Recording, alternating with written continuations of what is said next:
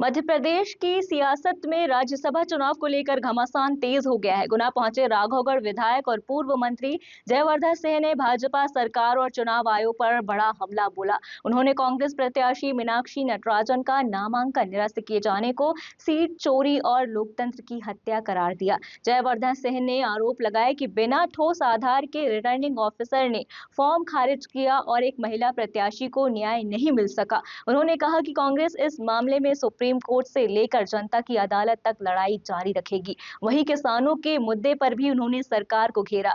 DAP, urea की उपलब्धता, online system और खाद वितरण को लेकर सवाल उठाते हुए आरोप लगाए कि किसान परेशान हो रहे हैं। उन्होंने साफ कहा कि आगामी विधानसभा सत्र में कांग्रेस किसानों के मुद्दों को मजबूती से उठाएगी और सरकार से जवाब मांगेगी।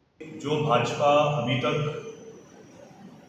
एसआईआर के माध्यम से अन्य तरीकों से वोट चोरी कर रही थी, लेकिन जो हादसा मध्य प्रदेश के राज्यसभा चुनाव में हुआ, ये पूरे देश के इतिहास में पहली बार का उदाहरण है सीट चोरी का। मध्य प्रदेश में 3 राज्यसभा सीटें थी, जिसमें से 2 पर पहले भाजपा ने नामांकन भरा था और जो तीसरी सीट थी जहाँ कांग्रेस के 62 विधायक हैं, 58 विधायकों पर जहाँ एक राज्यसभा सीट का निर्वाचन होता है, हमारे पास पर्याप्त संख्या थी। कांग्रेस पार्टी ने मीनाक्षी नटराजन जी को टिकट दिया था। वो एक महिला नेता है, गांधीवादी विचारधारा से आती हैं। 2009 में मंदसौर से सांसद भी थी और लगभग 25 सालों से कांग्रेस के लिए प्रशिक्षण के कार्यक्रम और साथ में पंचायती राज संगठन के लिए उनने बहुत विस्तृत काम किया है। कांग्रेस ने सर्वसम्मति से उनका नाम तय किया था और हमें ये भी उम्मीद थी कि क्योंकि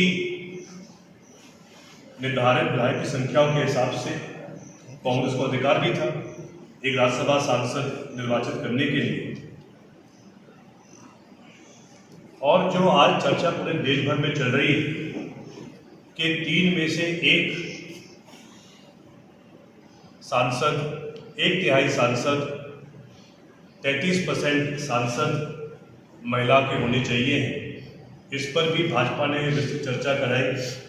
और आखिर मध्य प्रदेश के पास भी ऐसा अवसर था जहां 3 में से 1 महिला प्रत्याशी राज्यसभा के लिए मीनाक्षी जी थी। लेकिन जिस प्रकार से भाजपा ने एक महिला को अधिकार छीना सांसद बनने का, मैं आपको उस पर भी कुछ और जानकारी प्रस्तुत करना चाहूँगा।